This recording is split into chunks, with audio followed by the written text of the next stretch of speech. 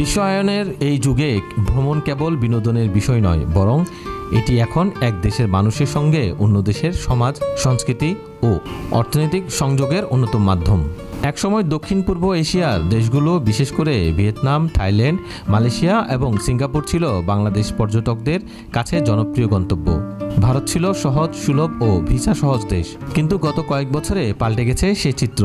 এখন একের পর এক দেশ বাংলাদেশিদের জন্য ভিসা ইস্যু বন্ধ করে দিয়েছে বা কঠোর শর্ত আরোপ করেছে। ভারতেও বর্তমানে ভিসা কার্যত বন্ধ।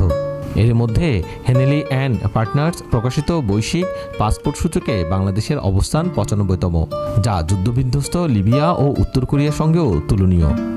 বিশ্লেষকদের মতে এর পিছনে দুটি বড় কারণ রয়েছে।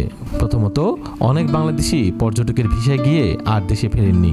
দ্বিতীয়ত, দেশে কর্মসংস্থানের ঘাটতি এবং তরুণদের জন্য কর্মপরিবেশের সংকট।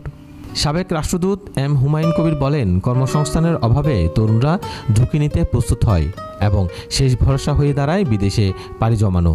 ফলে বিদেশে অবস্থানের শর্ত লঙ্ঘন, ভুয়া ভিসা বাণিজ্য এবং অবৈধ অভিবাসনের কারণে ক্ষতিগ্রস্ত হচ্ছে বাংলাদেশের পাসপোর্টের গ্রহণযোগ্যতা। এতে আন্তর্জাতিক অঙ্গনে দেশের মর্যাদাও প্রশ্নের মুখে। এই সংকট কেবল ভ্রমণ বা অভিবাসনের নয়, এটি একটি রাষ্ট্রীয় মর্যাদার প্রশ্ন। এর প্রভাব পড়েছে দেশের অর্থনৈতিক সম্ভাবনার উপরও। বিশেষজ্ঞরা বলছেন, কূটনীতিকভাবে সক্রিয় হতে হবে এখনই। বন্ধ হয়ে যাওয়া বা সীমিত হয়ে আসা ভিসা প্রক্রিয়া স্বাভাবিক করতে হবে আলোচনার মাধ্যমে। দেশের ভিতরে তৈরি করতে হবে কর্মসংস্থান, উদ্যোক্তা বান্ধব পরিবেশ, দক্ষ শ্রমশক্তি গড়ে তুলতে হবে, সচেতন অভিবাসন ব্যবস্থা নিশ্চিত করতে হবে।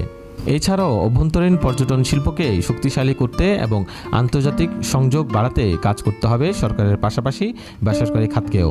পাসপোর্ট শুধু একটি বই নয়, এটি একটি দেশের সম্মান, মর্যাদা এবং বৈশ্বিক অবস্থানের প্রতীক।